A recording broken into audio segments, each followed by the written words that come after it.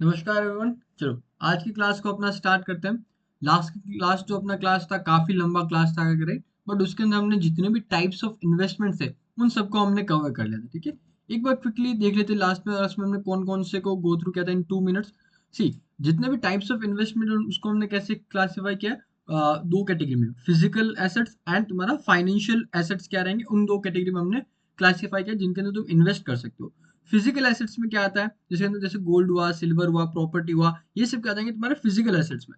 फिर जो तुम्हारे फाइनेंशियल एसेट्स है जिसके अंदर तुम इन्वेस्ट कर सकते हो, उसको अगेन हमने दो पार्ट्स के अंदर क्लासिफाई किया था, short term financial assets and long term financial assets, जिनके अंदर तुम अपना पैसा इन्वेस्ट कर सकते हो। ठीक है ना। शॉर्ट टर्म के अंदर हमने क्या क्या डिस्कस किया था, सेविंग बैंक अकाउंट के अंदर तुम पैसा रख सकते हो जहाँ पे 4 to 5% इंटरेस्ट मिलता है। फिर मनी मार्केट फंड्स के अंदर पैसा तुम रख सकते हो। ये बेसिकली क्या होता है, शॉर्ट टर्म के अंदर तुम कंपनीज वगैरह को लोन दे रहे हो इन मनी मार्केट फंड्स के अंदर, राइट? यहाँ पे क्या इंस्ट्रूमेंट्स यूज होता है, commercial paper, certificate of deposit, treasury bill, ये सब इंस्ट्रूमेंट यूज करके यहाँ पे कंपनीज लोन लेती है फॉर शॉर्ट टर्म एंड यहाँ पे तुमको इंटरेस्ट मिलता है, राइट ना। इसको हम लिक्विड फंड भी बोलते हैं करके। फिर आता है बैंक्स के अंदर तुम एफडी कर सकते हो करके। बुक के अंदर जैसे मैंने बताया शॉर्ट टर्म के अंदर दे रखा है, एक्चुअल में ये लॉन्ग टर्म के लिए होता है जहाँ पे तुमको अच्छा खासा इंटरेस्ट मिल जाता है।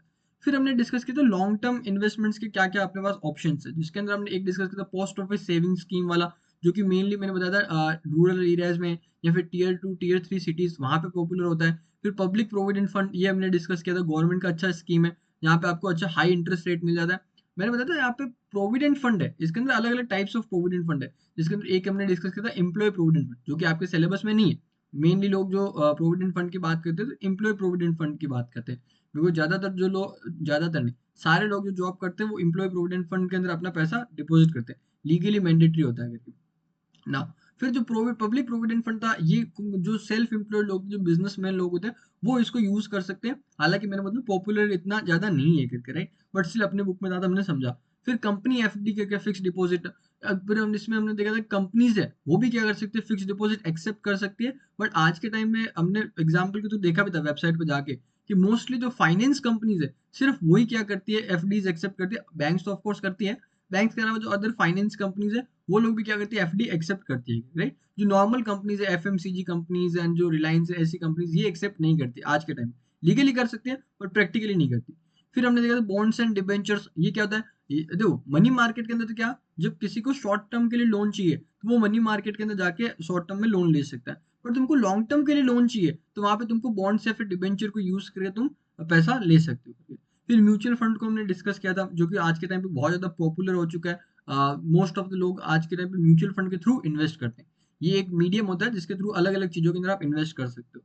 फिर कुछ लाइफ इंश्योरेंस पॉलिसी डिस्कस किया था, जो कि एज अ इन्वेस्टमेंट की तरह काम करती है। एंड देन इक्विटी शेयर, जो कि हमने डिटेल के अंदर ऑफकोर्स इसके अंदर डिस्कस नहीं किया था, बट अपने पूरे बुक के अंदर मेनली हम इक्विटी शेयर्स के बारे में ही डिस्कस करते हैं, राइट? तो उसको अंदर भी तुम अपना पैसा इन्वेस्ट करके अच्छा खासा पैसा कमा सकते हो। तो ये कुछ बेसिक चीजें हैं जो कि हमने डिस्कस किए थे लास्ट क्लास में। अभी आज की क्लास अपना कंटिन्यू करते हैं एंड अच्छा खासा आज भी हम कवरेज करेंगे। सी, अपना जो आज की क्लास में फर्स्ट टॉपिक रहने वाला which is going to be stock exchange, red colour. ठीक है, ओके। फर्स्ट टॉपिक रहेगा which is going to be stock exchange. Stock exchange होता क्या है, ठीक है, स्टॉक एक्सचेंज करते क्या है, regional stock exchange, national stock exchange, ये सब डिस्कस करते हैं। पहले एक बार नोट्स के अंदर आते हैं, कुछ इसके अंदर लिखते हैं। ओके, ठीक। यहाँ पे टॉपिक अपना हेडिंग डालो आप लोग भी साथ में, स्टॉक एक्सचेंज। ये अपना टॉपिक अपने को कवर करना आज। इसको बंद करो। ठीक है, हाँ अभी ठीक है। स्टॉक एक्सचेंज, ठीक है, ये कन्वर्ट कर देता है टेक्स्ट को ऐसा, जो राइटिंग के अंदर लिखते हो उसको टेक्स्ट में कन्वर्ट कर देते हैं। ठीक है, तो अभी यहाँ पे देखो, यहाँ पे इसको डिस्कस करता है। स्टॉक एक्सचेंज क्या होता है वो देखते हैं। अभी करंटली इंडिया के अंदर तुमको पता है आपने कितने स्टॉक एक्सचेंजेस है, सिर्फ दो स्टॉक एक्सचेंज है currently, only two stock exchange. दो ही अपने पास अभी क्या चल रहा है, दो ही स्टॉक एक्सचेंज चल रहे हैं। देखो कौन कौन से स्टॉक एक्सचेंज है पहले वो बताता हूँ। एनएससी, एनएससी एंड बीएससी, ये दो ही इंडिया के अंदर आज के टाइम पे स्टॉक एक्सचेंज है, राइट? देखो एक बात जो मेरे को बोलना है कि जब मैं हैंड राइटिंग के अंदर यहाँ पे नोट्स वगैरह लिखता हूँ ना, तो इसके अंदर मेरा राइटिंग इतना अच्छा नहीं है करके, राइट? बहुत सारे लोग बोलते हैं कि आपका राइटिंग सर बिल्कुल अच्छा नहीं है करके। दैट इज ट्रू, इतना अच्छा राइटिंग नहीं है। तो जब मैं बोल रहा होता हूँ, जब मैं लिखता हूँ तो साथ साथ में बोलता भी हूँ, तो उसके ऊपर ध्यान दिया करो कि मैं क्या बोल रहा हूँ, राइट? ताकि तुमको ये प्रॉब्लम नहीं हो कि ये लिखा क्या है। ये मैं तरीका बता रहा हूँ कैसे मेरी राइटिंग से आपको डील करना है। तो ओके, ये क्लियर है तुम लोगों को। अभी अपने इंडिया में कितने स्टॉक एक्सचेंज, सिर्फ और सिर्फ दो स्टॉक एक्सचेंज है, which is one is NSC and second is BSc. NSC is national stock exchange and second is Bombay stock exchange. ये दो है करके। तुमको पता है हमारा बुक की ये जो है सिलेबस का जो कंटेंट है 10th का 11th का, ये किसने बनाया, इवन 12th का भी ये बनाया हमारा जो एनएससी है, इसने हमारे बुक का कंटेंट डिजाइन किया इन कोलेबोरेशन विद सीबीएसई करके, राइट। इसके लिए तुम एनएससी के बारे में बहुत अपने बुक के अंदर रीड करोगे, क्योंकि बीएससी के बारे में ज्यादा ये बताते नहीं है, बिकॉज बीएससी इनके लिए क्या कॉम्पिटिटर है, ठीक है। पर इंडिया के अंदर आज के टाइम पे कितने, दो स्टॉक एक्सचेंज है, एनएससी एंड बीएससी ना। स्टॉक एक्सचेंज होते क्या है, स्टॉक एक्सचेंज होते क्या है, मीनिंग ये दिखते हैं अभी। स्टॉक एक्सचेंज का मीनिंग क्या होता है, जैसे नेम से ही क्लियर होता है। स्टॉक, और पहली बात तो इसको इसको स्टॉक एक्सचेंज बोल रहे हैं या फिर इसको शेयर मार्केट भी बोल सकता हूँ मैं, ठीक है। स्टॉक एक्सचेंज बोलो या फिर शेयर मार्केट बोलो, दोनों सेम चीजें, कोई डिफरेंस नहीं है, राइट। तो यहाँ पे मीनिंग से क्लियर है, स्टॉक जिसका हम शेयर भी बोलते हैं करके, यहाँ पे उसका एक्सचेंज होता है, बाइंग एंड सेलिंग होता है, ये इसका काम होता है। मीनिंग क्या होता है स्टॉक एक्सचेंज का, it is a platform, it is a platform for buying and selling of shares, ठीक है। यहाँ पे क्या होगा, शेयर्स का बाइंग एंड सेलिंग होता है, कहाँ पे, स्टॉक एक्सचेंज के अंदर। नाउ यहाँ पे देखो शेयर्स का बाइंग एंड सेलिंग तो होता ही है, साथ साथ में कुछ अदर आइटम्स है उनका भी बाइंग सेलिंग होता है, जैसे शेयर्स का होगा, बॉन्ड्स डिबेंचर्स, इसका भी यहाँ पे बाइंग सेलिंग होता है, प्लस म्यूचुअल फंड्स के यूनिट्स है उनको भी तुम यहाँ पे बाई सेल कर सकते हो। ईटीएफ्स जो होते हैं उनको भी तुम यहाँ पे क्या कर सकते हो, बाइंग एंड सेलिंग कर सकते हो करके, राइट। इन सब का यहाँ पे बाइंग एंड सेलिंग होता है। सो ये तो लिख सकते हो, क्योंकि यहाँ पे नोट्स बना रहे हैं, नोट्स के अंदर मैंने बोला था अपना अप्रोच बहुत प्रैक्टिकल रहता है। बुक हालांकि इन सब चीजों को मेंशन नहीं करती है, ठीक है। शेयर्स हुआ, बॉन्ड्स एंड डिबेंचर्स हुआ, बॉन्ड्स एंड डिबेंचर्स हुआ, फिर तुम्हारे म्यूचुअल फंड के यूनिट्स हुए, म्यूचुअल फंड यूनिट्स हुए, ईटीएफ्स हुए, ठीक है। इन सब का भी यहाँ पे एक्सेट्रा, इन सब का भी यहाँ पे बाइंग एंड सेलिंग होता है, नॉट जस्ट शेयर्स, इन सब का भी बाइंग एंड सेलिंग होता है, बट प्राइमरीली बिकॉज यहाँ पे क्या होता है, सिर्फ और सिर्फ शेयर्स, ये इसका मेन इसका बाइंग एंड सेलिंग होता है, इसके लिए हम बोलते हैं कि शेयर मार्केट क्या है, जहाँ पे शेयर्स का बाइंग एंड सेलिंग होता है। क्लियर है तुमको, शेयर मार्केट अपने इंडिया में कितने हैं एंड ये क्या काम करते हैं, इतना ही मीनिंग तुमको पता होना चाहिए, ये अंडरस्टैंडिंग पॉइंट ऑफ व्यू से, राइट। अभी बात करते हैं थोड़ा बुक के अकॉर्डिंग, थोड़ा चलते हैं एंड थोड़ा हिस्ट्री को भी यहाँ पे इंक्लूड करते हैं, राइट। सी, पहले के टाइम पे, अर्लियर, अर्लियर मतलब 1990s की उस टाइम की बात कर रहे हैं, ठीक है। Earlier there were 23 stock exchanges, कितने, 23 स्टॉक एक्सचेंजेस, स्टॉक एक्सचेंजेस। आज कितने स्टॉक एक्सचेंज है, सिर्फ दो, एनएससी एंड बीएससी। बट पहले के टाइम पे कितने थे, 23 स्टॉक एक्सचेंजेस थे, हर मेजर सिटी के अंदर एक स्टॉक एक्सचेंज था करके। जैसे Delhi stock exchange, Calcutta stock exchange, मैं जैसे जयपुर में हूँ, यहाँ पे भी एक स्टॉक एक्सचेंज है, जयपुर स्टॉक एक्सचेंज। ये सब के इतने सारे करके वहाँ पे स्टॉक एक्सचेंजेस पहले के टाइम पे एग्जिस्ट करते थे, ठीक है ना।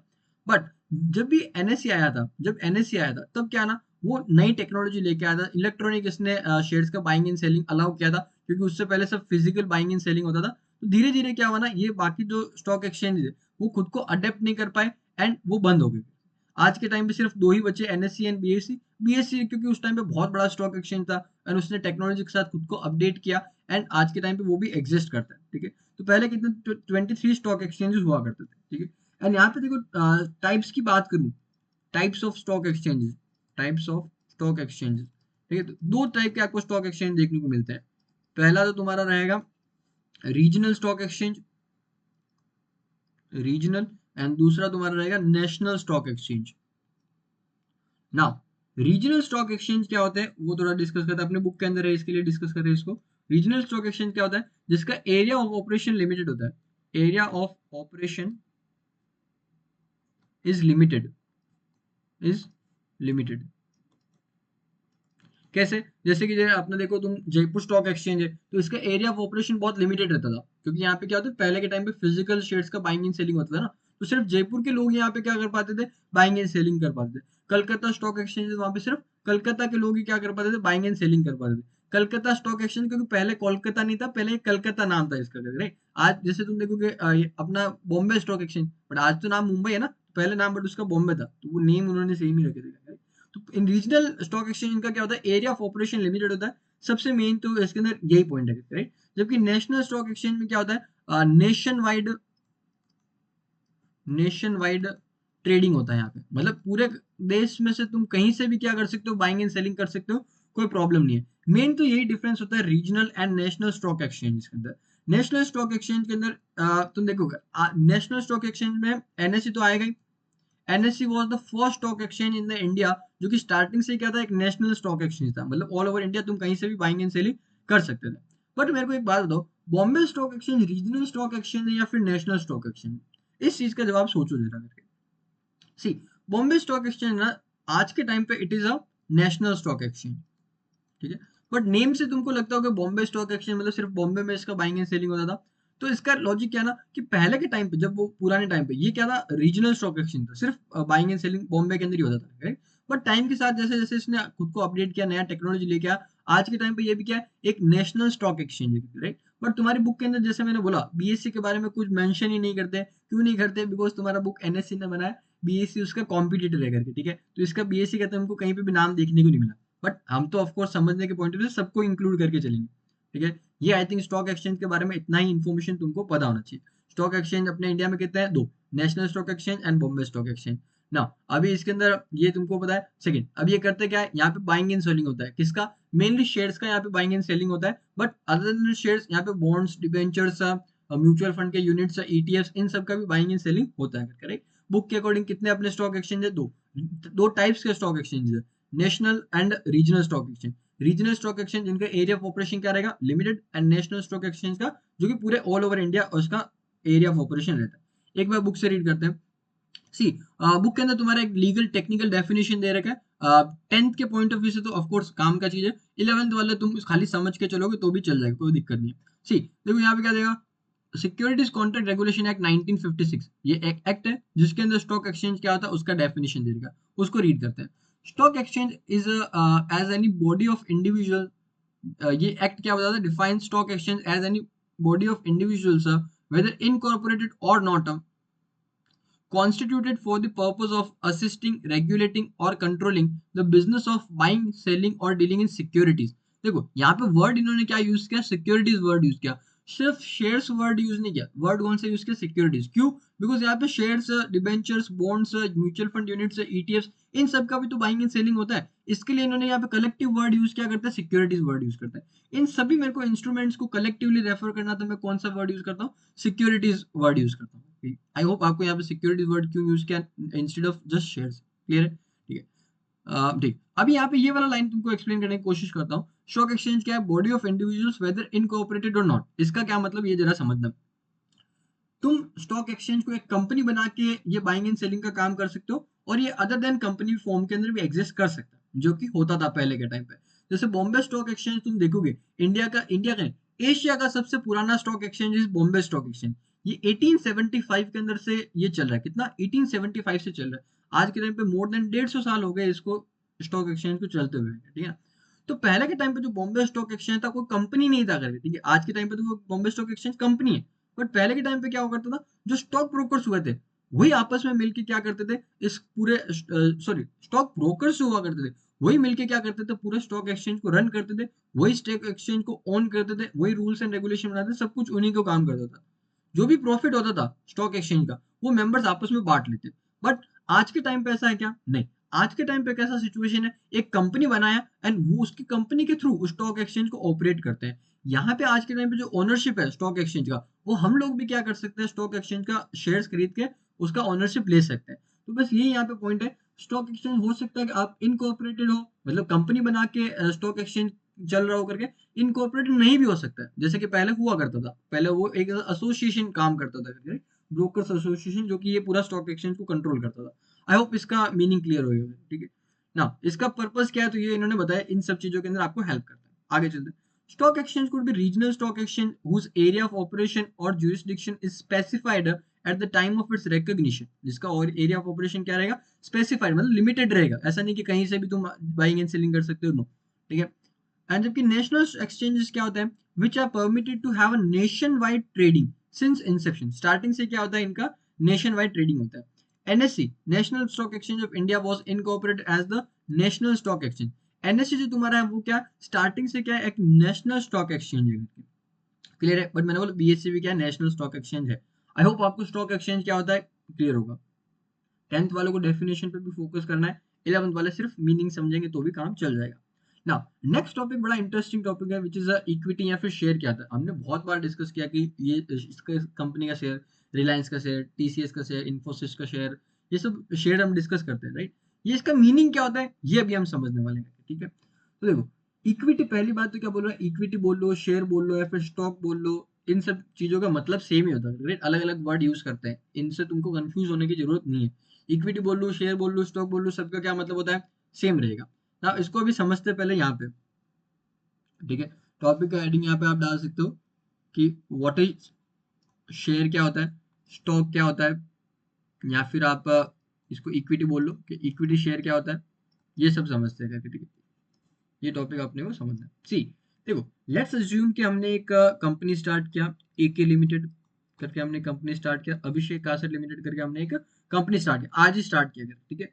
एंड इस कंपनी के अंदर मेरे को टोटल कितने पैसों की रिक्वायरमेंट है, 10 लाख रुपीज की रिक्वायरमेंट है। कितने पैसे चाहिए मेरे को, 10 लाख रुपीज मेरे को टोटल इस कंपनी के अंदर रिक्वायर्ड रहेंगे, ठीक है ना। अभी यहाँ पे क्या करते हैं, जो 10 लाख रुपीज मेरे को चाहिए, इसको मैं क्या करता हूँ, छोटे छोटे टुकड़ों में कर देता हूँ। इसको क्या करता हूँ, छोटे छोटे टुकड़ों में बांट देता हूँ। अभी क्यों बांट रहा हूँ उसका रीजन बताता हूँ।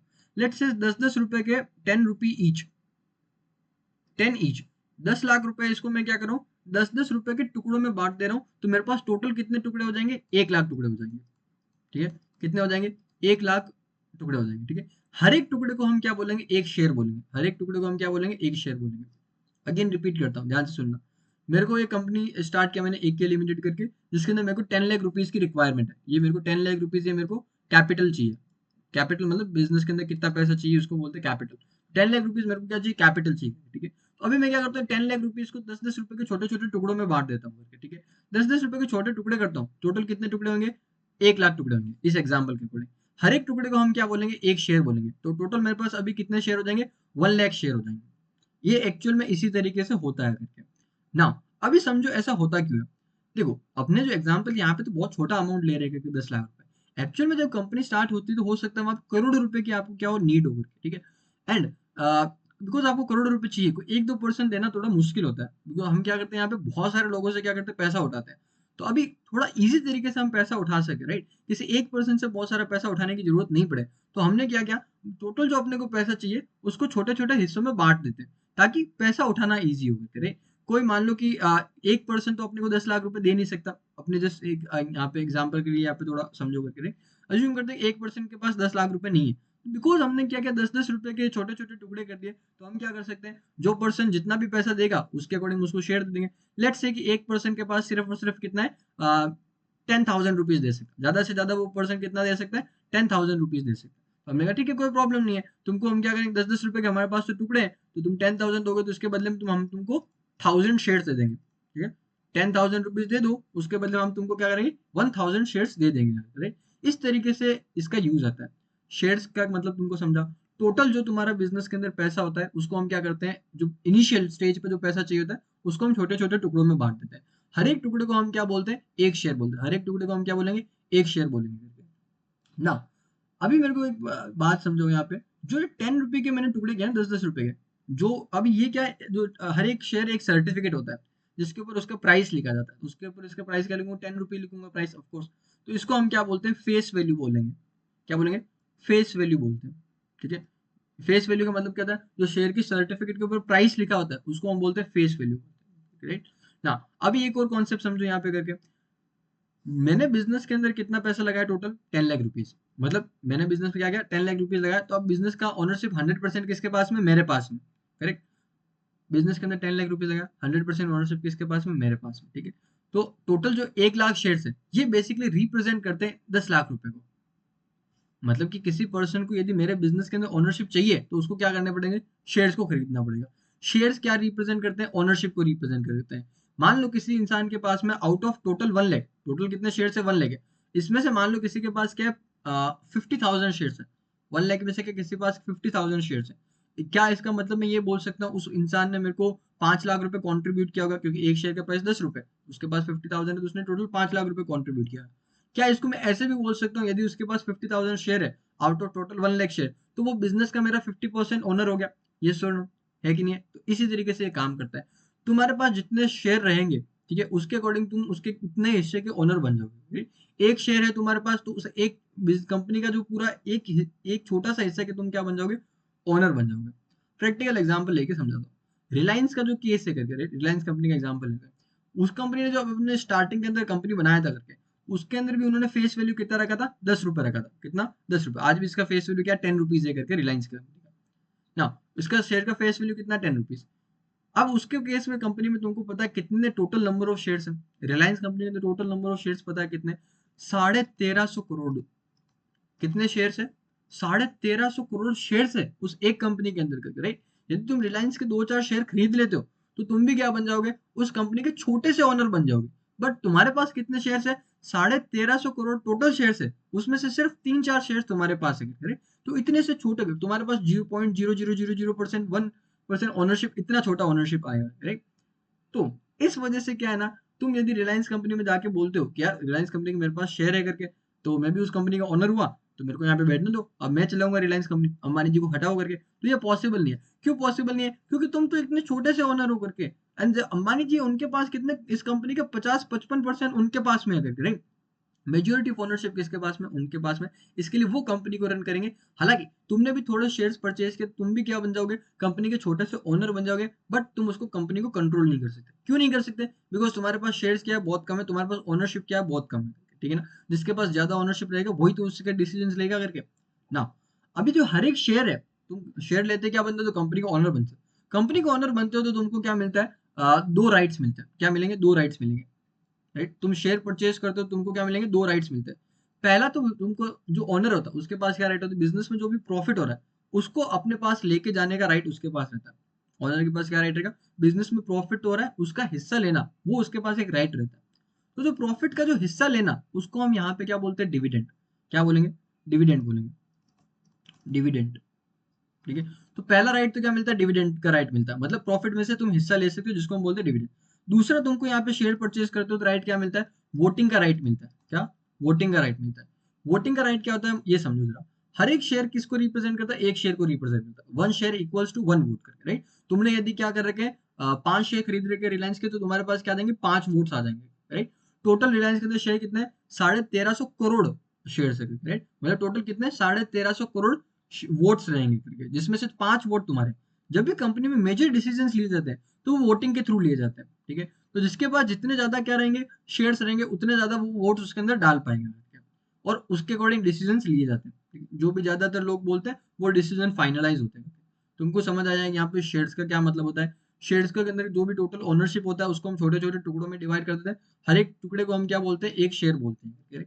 उस टुकड़े का एक वैल्यू होता है जो सर्टिफिकेट के ऊपर लिखा था, उसको हम बोलते हैं फेस वैल्यू बोलते हैं ना। अब हर एक तुम यदि शेयर परचेज करते हो तो तुम क्या बन जाते हो, कंपनी के छोटे से हिस्से के ओनर बन जाते हो, और उसके ऊपर तुमको दो राइट मिलते हैं, which is right of dividend and right of voting. अभी एक बात बताओ, मैंने तुमको यहाँ पे डिस्कशन में बोला था कि रिलायंस का जो शेयर है उसका आज के टाइम पे फेस वैल्यू कितना है, 10 रुपए करके, राइट। बट तुम आज रिलायंस का यदि प्राइस चेक करते हो, रिलायंस के एक शेयर का प्राइस कितना है, तो वो तो करीब क्या है, 1300 रुपए। 10 रुपए उसका क्या है, फेस वैल्यू है। बट आज के टाइम पे उसका प्राइस कितना चल रहा है, 1300 रुपए चल रहा है। ये जो 1300 रुपए, ये क्या है, मार्केट प्राइस है। ये क्या है, मार्केट प्राइस है। 10 रुपए ये प्राइस था जब कंपनी स्टार्ट हुआ था, तब उसका प्राइस क्या था, 10 रुपए था करके। बहुत पुरानी बात करें, जब कंपनी स्टार्ट हुआ 10 रुपए उसका प्राइस था करके। बट धीरे धीरे क्या होता है, उसका प्राइस क्या होता है, बढ़ता रहता है करके। क्यों बढ़ता है, बिकॉज कंपनी भी तो धीरे धीरे बढ़ रही है, कंपनी भी तो धीरे धीरे ग्रो कर रही है। तो जो तुम्हारे पास जो एक शेयर ले रखा था किसी ने 10 रुपए पे, तो उसका आज एक का वैल्यू कितना हो जाएगा, 1300 रुपए हो जाएगा। धीरे धीरे टाइम के साथ में क्या होता है, बिजनेस बढ़ता है तो तुम्हारा शेयर का प्राइस भी बढ़ता है। इसको हम क्या बोलते हैं, जो आज के टाइम पे मार्केट में चल रहा है 1300 रुपए, दिस इज मार्केट प्राइस। 10 रुपए इसका क्या है, फेस वैल्यू, जो कि सर्टिफिकेट के ऊपर लिखा हुआ है, करेक्ट। जो डिफरेंस है 1290 रुपए का, जो 1290 रुपए का डिफरेंस है, इसको हम बोलते हैं प्रीमियम। इसको हम क्या बोलेंगे, प्रीमियम। फेस वैल्यू को जैसे मैंने बताया था एमआरपी की तरह इसको समझो, राइट। सर्टिफिकेट के ऊपर ये प्राइस लिखा है, इसको think of it as an MRP of the share.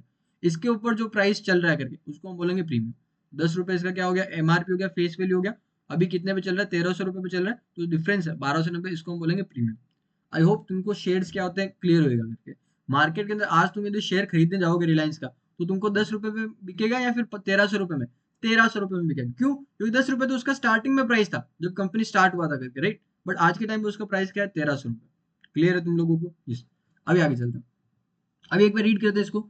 C, The total equity capital of the company is divided into equal units of small denomination, each called a share. ठीक है, क्या बोला? टोटल इक्विटी कैपिटल, जैसे मैंने यहाँ पे बताया, ये जो हमने पैसा चाहिए एग्जाम्पल के अंदर 10 लाख रुपए, इसको हम क्या बोलते हैं? कैपिटल। कंपनी के केस में बोलते हैं इसको इक्विटी कैपिटल बोल सकते हो। ठीक है, तो तुम्हारा जो टोटल इक्विटी कैपिटल है कंपनी का, उसको हम क्या करते हैं? छोटे छोटे टुकड़ों में डिवाइड करते हैं, और स्मॉल डिनोमिनेशन मतलब छोटे छोटे रुपए की डिनोमिनेशन में क्या करते हैं? इसको हम डिवाइड करते हैं। हमने यहाँ पे जैसे 10-10 रुपए के यहाँ पे छोटे छोटे टुकड़े किए, ये इस चीज को बोल रहा है। ईच इज कॉल्ड शेयर, हर एक टुकड़े को हम क्या बोलेंगे? शेयर बोलते हैं। For example, in a company the total equity capital कितना है? 2 करोड़ रुपए का टोटल इक्विटी कैपिटल कितना है? 2 करोड़ रुपए। हमने एग्जाम्पल में कितना लिया था? 10 लाख रुपए, जिसको तुमने डिवाइड किया into 20 lakh units of 10 each, जिसको तुमने 20 लाख यूनिट्स के अंदर डिवाइड किया of 10 each. Each such unit of 10 is called a share. Thus, the company is said to have 20 lakh equity shares of 10 each. The holder of such share are members or owners. जो भी ये shares hold करेगा वो क्या हो जाएगा? Member बन जाएगा, फिर ओनर बन जाएगा उस कंपनी का करके।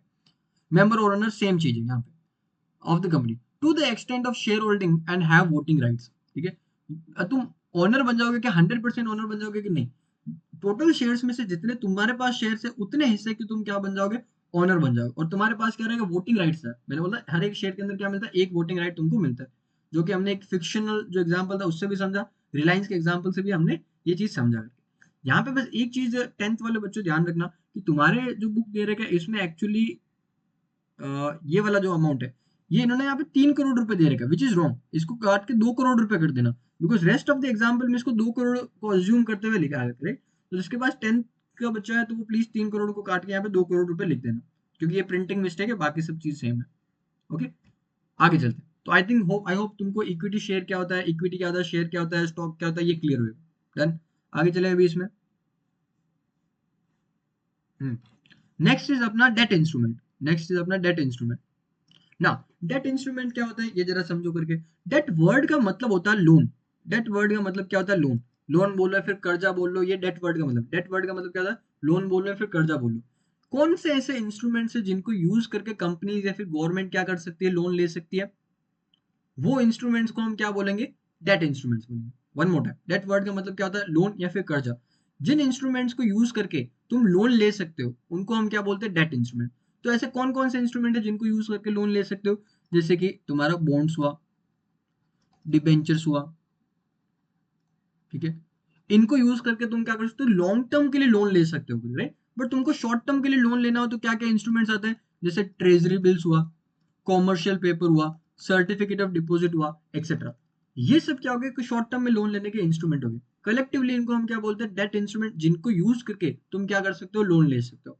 आई होप तुमको क्लियर होगा ना। Debt instruments represent a contract where one party lends money to another on a predetermined terms with regards to rate and periodicity of interest, repayment of principal amount by borrower to the lender. इस line का simple ये मतलब है कि debt instrument क्या होता है? Basically एक कॉन्ट्रैक्ट को रिप्रेजेंट करता है बिटवीन वो पर्सन जो कि लोन दे रहा है एंड वो पर्सन जो कि लोन ले रहा है, राइट। इनके बीच में कॉन्ट्रैक्ट होता है, जिसके अंदर क्या रहेगा? इसको तुम ऐसा भी समझ सकते हो, एक सर्टिफिकेट होता है, राइट, या फिर कॉन्ट्रैक्ट, जो भी तुमको समझना। जिसके अंदर सारा का सारा इन्फॉर्मेशन लिखा रहेगा, कितने अमाउंट का लोन दिया जा रहा है, इसका इंटरेस्ट रेट क्या रहेगा, राइट, कितना अमाउंट का लोन दिया जा रहा है, किसका इंटरेस्ट रेट क्या रहेगा, कितने टाइम बाद में लोन वापस चुकाया जाएगा करके, ये सारा का सारा इन्फॉर्मेशन उसके अंदर लिखा रहता है। इसी को हम क्या बोलते हैं? डेट इंस्ट्रूमेंट्स बोलते हैं। क्लियर रहेगा? अगेन, डेट इंस्ट्रूमेंट क्या रहेंगे? कॉन्ट्रैक्ट जिनके अंदर प्री डिटरमाइंड टर्म्स के ऊपर लोन दिया जाएगा, और उसके टर्म्स क्या करेंगे? रेट इसके अंदर लिखा रहेगा, इंटरेस्ट रेट क्या रहेगा, पीरियोडिसिटी इंटरेस्ट, मतलब इंटरेस्ट कब कब मिलेगा। जनरली इंडिया के अंदर हर साल इंटरेस्ट मिलता है, राइट। समटाइम्स हर 6 मंथ के अंदर भी इंटरेस्ट मिलता है। रीपेमेंट ऑफ का प्रिंसिपल अमाउंट, ये जनरली क्या होता है? जब लेट से 5 साल का लोन, तो 5 साल खत्म होते तब तुमको प्रिंसिपल अमाउंट वापस दिया जाता है। आई होप ये क्लियर हो। अभी आगे चलते हैं। यहाँ पे सी अभी यहाँ पे बॉन्ड एंड डिबेंचर के बीच में छोटा सा एक डिफरेंस बता रहा है, जो कि मैंने ऑलरेडी आई थिंक तुम लोगों को क्लैरिफाई कर दिया था। बॉन्ड वर्ड हम कब यूज करते हैं? जब गवर्नमेंट लोन लेती है तब हम वर्ड यूज करते हैं बॉन्ड। जब कंपनीज ऐसे प्राइवेट कंपनीज लोन लेती है तब हम वर्ड यूज करते हैं कौन सा? डिबेंचर। बाकी दोनों ही क्या लोन के इंस्ट्रूमेंट्स है, सेम काम होता है, दोनों के अंदर लोन लिया जा रहा है, इंटरेस्ट दिया जाएगा, बट दोनों के अंदर छोटा सा ये डिफरेंस है बॉन्ड्स एंड डिबेंचर के अंदर। हालांकि प्रैक्टिकल पर्पस से हम दोनों को क्या मानेंगे? सेम ही वर्ड मानेंगे, अलग अलग ट्रीट नहीं करते। एक बार रीड करते हैं। In the Indian securities market, the term bond is used for debt instrument issued by the central or state governments public sector organisation जिनको पीएसयू बोलते हैं करके, and the term debentures it is used for the instrument issued by the private corporate sector, जो private companies वो यदि करती है issue loan debt instrument, उसको हम बोलते हैं डिबेंचर। आई होप ये मीनिंग क्लियर होगा। अभी आगे चलते हैं कि अपना डेरिवेटिव्स क्या होता है। सी डेरिवेटिव्स क्या होता है, देखो वैसे तो डेरिवेटिव बहुत ही डिटेल्ड टॉपिक है, क्योंकि 12th क्लास में तुम 2 डेडिकेटेड चैप्टर्स पढ़ते हो डेरिवेटिव्स के ऊपर, ठीक है। फिर भी डेरिवेटिव को मैं एक बार वापस एक्सप्लेन करता हूँ, हालांकि मैंने फर्स्ट क्लास में इसको एक्सप्लेन किया था। डेरिवेटिव का मतलब क्या होता है, ये वो इंस्ट्रूमेंट्स होते हैं, ठीक है, या फिर डेरिवेटिव वो कॉन्ट्रैक्ट्स होते हैं जो अपना वैल्यू किसी ना किसी दूसरी चीज से डिराइव करते हैं, ठीक है। इनको सिंपल लैंग्वेज में याद करने के लिए मैंने क्या तरीका बताया, डेरिवेटिव क्या होता है, बेसिकली बैटिंग कॉन्ट्रैक्ट्स होता है, बैटिंग कॉन्ट्रैक्ट्स होता है, मतलब कि शर्त लगाने के कॉन्ट्रैक्ट, गैम्बलिंग भी यहाँ पे डेरिवेटिव के अंदर होते हैं, ठीक है। ये सिंप्लीफाइड मैनर में अंडरस्टैंडिंग का एक तरीका है बस, राइट। बैटिंग डेरिवेटिव क्या होता है, बैटिंग होता है, गैम्बलिंग होता है। जैसे हमने एग्जांपल लिया था डेरिवेटिव के संबंध में, क्रिकेट मैच वाला एग्जांपल लिया था कि क्रिकेट मैच चल रहा है, उसके ऊपर तुमने शर्त लगाया, तो तुम्हारा जो शर्त वाला कॉन्ट्रैक्ट है वो क्या रहेगा, डेरिवेटिव कॉन्ट्रैक्ट रहेगा। क्यों? क्योंकि अपना वैल्यू क्या करता है, किसी न किसी और चीज से अपना वैल्यू डिराइव कर रहा है। उस एग्जांपल में क्रिकेट मैच से अपना वैल्यू डिराइव करता है। यदि क्रिकेट मैच कैंसिल हो जाता है तो तुम्हारे डेरिवेटिव कॉन्ट्रैक्ट का भी कोई वैल्यू नहीं बचेगा। ये होता है डेरिवेटिव। बट आपने यहाँ पे फाइनेंशियल मार्केट में जो डेरिवेटिव कॉन्ट्रैक्ट होता है वो कोई क्रिकेट मैच वगैरह पे नहीं होता है। ये किसके ऊपर होता है, जो स्टॉक होता है, इंडिविजुअल शेयर प्राइस होती है, या फिर जो इंडेक्स होते हैं निफ्टी 50 सेंसेक्स, इनके ऊपर हम क्या करते हैं, डेरिवेटिव कॉन्ट्रैक्ट्स करते हैं। आई होप तुमको ये क्लियर होगा, राइट। अब इसको एक बार रीड करते हैं। Derivative is a product whose value is derived from value of one or more basic variables called underlying ठीक है। The underlying asset can be equity, index, foreign exchange, commodity or any other asset। क्या बोलते हैं, derivative वो एक instruments होते हैं जो कि अपना वैल्यू डिराइव करते हैं फ्रॉम वन और मोर basic variables called underlying, underlying assets बोलते हैं, यहाँ पे सिर्फ इसने अंडरलाइंग वर्ड लिखा है, ठीक है। अंडरलाइंग एसेट से अपना ये वैल्यू डिराइव करते हैं। नाउ अंडरलाइंग एसेट क्या क्या हो सकता है, इक्विटी मतलब कोई सी कंपनी का शेयर हो सकता है, इंडेक्स हो सकता है जैसे निफ्टी 50 या फिर सेंसेक्स, ये हो सकता है। फॉरेन एक्सचेंज मतलब किसी फॉरेन कोई करेंसी भी हो सकती है, इंडिया की करेंसी, यूएस डॉलर की करेंसी, अपना जापान की करेंसी येन, या फिर चाइना करेंसी युआन, इनके ऊपर भी तुम क्या कर सकते हो, डेरिवेटिव कॉन्ट्रैक्ट कर सकते हो। मतलब बेसिकली तुम बेटिंग कर रहे हो कि ये इसका प्राइस ऊपर जाएगा या फिर नीचे जाएगा, राइट। इस तरीके से यहाँ पे पॉसिबल। कमोडिटी के अंदर भी तुम सेम कर सकते हो। कमोडिटी में क्या क्या जाएगा, गोल्ड हो गया, सिल्वर हो गया, क्रूड ऑयल हो गया, इन सब के ऊपर तुम ये डेरिवेटिव के कॉन्ट्रैक्ट कर सकते हो, या फिर कोई भी अदर एसेट के ऊपर कॉन्ट्रैक्ट कर सकते हो। जैसे अपने एग्जांपल में हमने क्रिकेट मैच के ऊपर डेरिवेटिव कॉन्ट्रैक्ट किया, तो ऐसा, क्योंकि यहाँ पे डेरिवेटिव होता क्या, अल्टीमेटली शर्त लगाना है। शर्त तो तुम किसी भी चीज पे लगा सकते हो, कॉइन फ्लिप करो कि हेड आएगा टेल्स आएगा, उस पर तुम डेरिवेटिव कॉन्ट्रैक्ट कर सकते हो। वेदर के ऊपर कॉन्ट्रैक्ट कर सकते हो, क्या बारिश होगी नहीं होगी, तो किसी भी चीज पे क्या किया जा सकता है, डेरिवेटिव को कॉन्ट्रैक्ट किया जा सकता है। क्लियर है ना। अभी जो नेक्स्ट पॉइंट है उसको, उससे पहले तुमको एक बिल्डअप देता हूँ, राइट। अब तक हमने क्या समझा, डेरिवेटिव कॉन्ट्रैक्ट्स वो कॉन्ट्रैक्ट्स होते हैं जो कि बैटिंग के कॉन्ट्रैक्ट, गैम्बलिंग के कॉन्ट्रैक्ट होते हैं, जहाँ पे कुछ ना कुछ अंडरलाइंग एसेट होता है जिससे उसका वैल्यू डिराइव होता है। ये पर्पस हमने समझा। इससे बहुत सारे लोगों के माइंड में ये चीज आया होगा और आना भी चाहिए कि क्या डेरिवेटिव एकदम सट्टेबाजी है, क्या क्या इसका कोई और यूज नहीं है क्या। तो इसका आंसर है कि यस, इसका और भी कुछ यूज है, प्योर सट्टेबाजी नहीं है, इसका और भी यूज है। वो यूज क्या है वो हम यहाँ पे डिस्कस करने वाले हैं। लेट्स टेक एन एग्जांपल कि मैंने क्या कर रखा है, रिलायंस के शेयर्स परचेज कर रखे हैं। क्या क्या मैंने, रिलायंस के शेयर्स परचेज करके, और किस प्राइस पे परचेज कर रखे, 1300 रुपए पे मैंने उसके शेयर्स को प्राइस को परचेज कर रखा है, राइट। नाउ मेरे को क्या डर लग रहा है कि अब ये जो वॉर चल रहा है ये आगे और कंटिन्यू रहेगा और इसका शेयर का प्राइस गिर जाएगा। मेरे को क्या डर लग रहा है, ये वॉर जो चल रहा है ईरान इसराइल और यूएस के बीच में, ये वॉर और आगे कंटिन्यू चलेगा और मेरे शेयर के प्राइस और गिर सकता है। मैंने क्या कर रखा है, शेयर खरीद रखे, मेरे को डर लग रहा है शेयर का प्राइस गिर सकता है बिकॉज ऑफ वॉर। बट कोई दूसरा पर्सन है उसको क्या लग रहा है कि इसका शेयर का प्राइस गिरेगा, इसका शेयर का प्राइस क्या होगा, गिरेगा। अब ये शेयर प्राइस बढ़ने वाला, क्यों, बिकॉज उसको लग रहा है कि अभी वॉर नहीं होएगा, ये जो सीज फायर हुआ ये फाइनल है, अभी इसका प्राइस बढ़ेगा, ऐसा उसको लग रहा है, राइट। तो हम दोनों क्या करेंगे, आपस में एक कॉन्ट्रैक्ट कर लेंगे, डेरिवेटिव का एक कॉन्ट्रैक्ट कर लेंगे, बैटिंग का एक कॉन्ट्रैक्ट कर लेंगे, जिसमें मैं क्या बोल रहा हूँ कि शेयर का प्राइस गिरने वाला है, वो बोल रहा है शेयर का प्राइस बढ़ने वाला। ना यदि एक्चुअल में शेयर प्राइस गिरता है, लेट्स से 1 महीने का टाइम ड्यूरेशन रखा, 1 महीने बाद में हमने डिसाइड किया क्या हुआ, लेट्स से कि एक्चुअल में शेयर प्राइस गिर गया, 1300 से क्या हो गया, 1200 रुपए शेयर प्राइस हो गया। तो मैंने क्या बोला था कि शेयर प्राइस गिरने वाला, तो मैं शर्त जीत गया यहाँ पे बेसिकली। तो वो सामने वाला पर्सन मेरे को क्या करेगा, 100 रुपए का यहाँ पे पैसा मेरे को देगा क्योंकि मैं शर्ट जीता हूँ, right. But because share price क्या हो गया, 1300 से 1200 रुपए हो गया, तो जो शेयर मैंने खरीद के रखे थे वहां पे मेरे को नुकसान हुआ कि नहीं हुआ, तुमको समझा। जो शेयर मैंने खरीद रखे थे किस वैल्यू पे, 1300 रुपए, वो गिर के आज कितने हो गए, 1200 रुपए।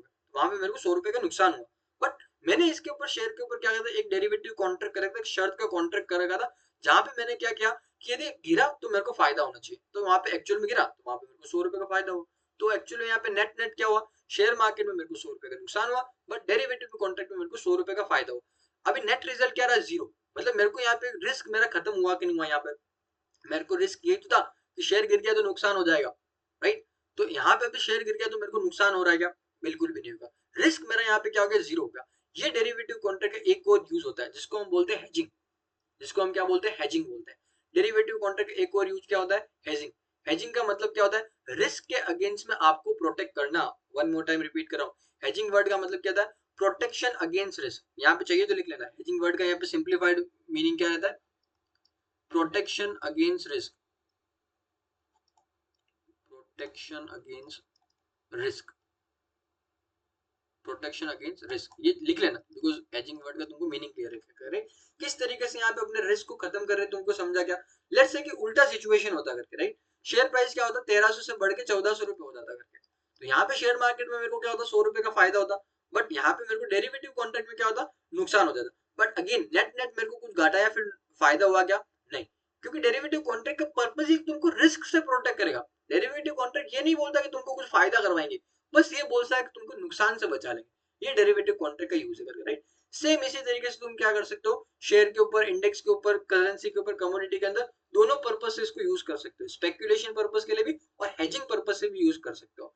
As a matter of fact, जब डेरिवेटिव कॉन्ट्रैक्ट को इंट्रोड्यूस किया था तो इसका मेन पर्पज ये था कि हेजिंग के लिए इसको इंट्रोड्यूस किया था, ताकि लोग खुद की रिस्क को थोड़ा क्या कर सके, खत्म कर सके, अपनी रिस्क को कम कर सके। ये इसका मेन पर्पज था।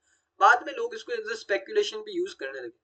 और आज के टाइम पे क्या ज्यादा स्पेकुलेशन होता है या फिर हेजिंग होता है, तो आज के टाइम पे अनफॉर्चुनेटली ज्यादा हेजिंग होता है। 2/3 ऑफ द ट्रांजेक्शन आज के टाइम पे क्या होता है, ये स्पेकुलेटिव ट्रांजेक्शन होता है, सट्टेबाजी वाला ट्रांजेक्शन होता है। थोड़ा बहुत ट्रांजेक्शन आज भी क्या होता है, हेजिंग पर्पज के लिए होते हैं। अब इसको यहाँ पे रीड करते हैं। Derivative products initially emerge as hedging devices against fluctuations in commodity prices. Commodity की प्राइसेस क्या बहुत ज्यादा फ्लक्चुएट होती थी, जिसके अंदर गोल्ड, सिल्वर, क्रूड ऑयल, साथ साथ में जो फूड आइटम्स थे करके, राइट, उनकी भी प्राइसेस क्या होती थी, बहुत ज्यादा फ्लक्चुएट होती थी। उसके अगेंस्ट में खुद को प्रोटेक्ट करने के लिए इन्होंने क्या किया, डेरिवेटिव के इंस्ट्रूमेंट्स को लेके आए करके, ठीक है। देखो इनके अंदर भी कैसे सेम तरीके से प्रोटेक्ट होता है। तुमने मान लो गोल्ड खरीद के रखा है, ठीक है, और तुमको लग रहा है कि इसका प्राइस क्या हो सकता है, कि बढ़ सकता है करके या फिर गिर सकता है, जो भी तुमको लग रहा है, और उसके अगेंस्ट में तुमको कुछ प्रोटेक्शन चाहिए, तो तुम डेरिवेटिव कॉन्ट्रैक्ट में क्या कर सकते हो, उसके अकॉर्डिंगली बेटिंग कर सकते हो, राइट, ताकि वो तुमको यहाँ पे प्रोटेक्ट करे। एक जगह नुकसान हुआ तो दूसरी जगह फायदा होगा। इस तरीके से नेट नेट तुमको क्या होगा, जीरो प्रॉफिट या फिर लॉस होगा। Done. Now, derivative products initially emerged as hedging devices against fluctuation in commodity prices, and commodity-linked derivatives remained sole form of products for almost 300 years. 300 साल तक सिर्फ और सिर्फ क्या, कमोडिटी डेरिवेटिव्स चलते थे, और कोई टाइप ऑफ डेरिवेटिव अवेलेबल नहीं था। आज के टाइम पे तो कमोडिटी, शेयर, इंडेक्स, हर चीज के ऊपर डेरिवेटिव अवेलेबल है। The financial derivative, financial derivative का मतलब जो शेयर्स के ऊपर, इंडेक्स के ऊपर जो डेरिवेटिव बनते हैं, फॉरेक्स के ऊपर डेरिवेटिव बनते हैं, इन सबको हम क्या बोलते हैं, फाइनेंशियल डेरिवेटिव बोलते हैं। came into spotlight in post 1970s। 1970s के बाद में ये फाइनेंशियल डेरिवेटिव्स थोड़े पॉपुलर हो गए, right. Due to growing instability in the financial market, क्योंकि फाइनेंशियल मार्केट में बहुत ज्यादा फ्लक्चुएट हो रहे थे, लोगों को रिस्क हो रहा था, तो ये फाइनेंशियल डेरिवेटिव भी यहाँ पे एग्जिस्टेंस में आए। However, since their emergence, these products have become very popular, and by 1990s, they accounted for 2/3 of the total transaction in the derivative market। आज के टाइम पे क्या सिचुएशन है, जो फाइनेंशियल तुम्हारे डेरिवेटिव्स है, शेयर्स के ऊपर, अपने ये इंडेक्स के ऊपर, फॉरेक्स के ऊपर, ये आज के टाइम पे बहुत ज्यादा पॉपुलर है। और जो टोटल ट्रांजेक्शन होते हैं डेरिवेटिव के अंदर, उनके 2/3 ट्रांजेक्शन फाइनेंशियल डेरिवेटिव से रिलेटेड होते हैं। आई होप तुमको डेरिवेटिव क्लियर रहेगा, राइट। दो तीन चीजें बेसिक ध्यान रखने वाली है। पहला तो तुमको समझना, तो इसका क्या बेटिंग वाला हमेशा माइंड में रखना, कॉन्सेप्ट हमेशा क्लियर रहेगा, राइट। दूसरा, इसका वैल्यू किसी अंडरलाइंग एसेट से डिराइव होती है। थर्ड थिंग, इसका सिर्फ स्पेक्युलेटिव यूज नहीं होता, इसको तुम हेजिंग पर्पस के लिए भी यूज कर सकते हो। हेजिंग वर्ड का मतलब क्या था, रिस्क के against protection, protection against risk, that is the meaning of hedging. Hedging तुम कोई बेनिफिट लेने के लिए यूज नहीं करते हो, बस रिस्क को प्रोटेक्ट करेगा, तुमको नुकसान नहीं होने देगा, फायदा भी नहीं करेगा, नुकसान भी नहीं होने देगा, सेम पोजीशन पे तुमको रखेगा। ये डेरिवेटिव कॉन्ट्रैक्ट का यूज है। अभी आगे चलते हैं, राइट। थोड़ा सा और ये आई थिंक म्यूचुअल फंड वाला टॉपिक कर लेते हैं। चलो ठीक है, दो तीन छोटे छोटे टॉपिक से फटाफट से निपटा दे। म्यूचुअल फंड हालांकि हम ऑलरेडी डिस्कस कर चुके हैं। म्यूचुअल फंड क्या होता है, बेसिकली ये वो कंपनीज होती है जो कि इन्वेस्टर लोगों से पैसे लेती है और उसको आगे चल के इन्वेस्ट करते हैं शेयर मार्केट के अंदर, डिबेंचर्स के अंदर, बॉन्ड्स के अंदर। शेयर मार्केट में हमने अलग अलग टाइप ऑफ म्यूचुअल फंड की स्कीम बनी रहती है, या फिर हाइब्रिड मोड भी हो सकता है, थोड़ा पैसा शेयर्स के अंदर डाला, थोड़ा पैसा डिबेंचर्स बॉन्ड्स इनके अंदर डाला। इस तरीके से शेयर मार्केट काम करता है, और ये अपनी सर्विसेज प्रोवाइड करने के लिए क्या करते हैं, छोटा सा कमीशन तुम लोगों से चार्ज करते हैं म्यूचुअल फंड वाले करके, राइट ना। म्यूचुअल फंड में तुम इन्वेस्ट करते हो तो उसके बदले में तुमको एक क्या देते हैं, म्यूचुअल फंड यूनिट देते हैं। क्या करते हैं, जब तुम म्यूचुअल फंड में इन्वेस्ट करते हो तो ये कम म्यूचुअल फंड वाले क्या करते हैं, तुमको म्यूचुअल फंड यूनिट्स देते हैं। म्यूचुअल फंड में कौन लोग इन्वेस्ट करते हैं, जिन लोगों के पास शेयर मार्केट और ये जो फाइनेंशियल मार्केट से इसका नॉलेज नहीं है, या फिर जिसके पास नॉलेज है बट उसके पास टाइम नहीं है बेचारे के पास में, ये लोग क्या कर सकते हैं, म्यूचुअल फंड्स को यूज कर सकते हैं। तो ये अपना इतना ही म्यूचुअल फंड के बारे में पता होना चाहिए, बट एक बार रीड करते हैं। Mutual fund is a body corporate registered with the SEBI that pools money from individual or corporate investors and invest the same in variety of different financial instruments or securities, जैसे कि equity shares हुआ, government security हुआ, bonds हुआ, debentures हुआ, ये सब इसका काम होता है।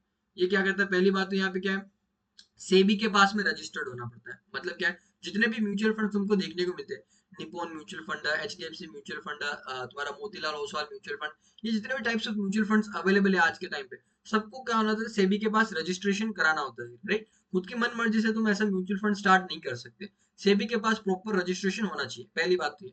दूसरा, ये म्यूचुअल फंड का स्ट्रक्चर एक्सप्लेन किया कि ये लोग पैसा देते हैं, फिर ये म्यूचुअल फंड वाला आगे कहाँ कहाँ पे इन्वेस्ट करते हैं, ये लाइन यहाँ पे बोला है।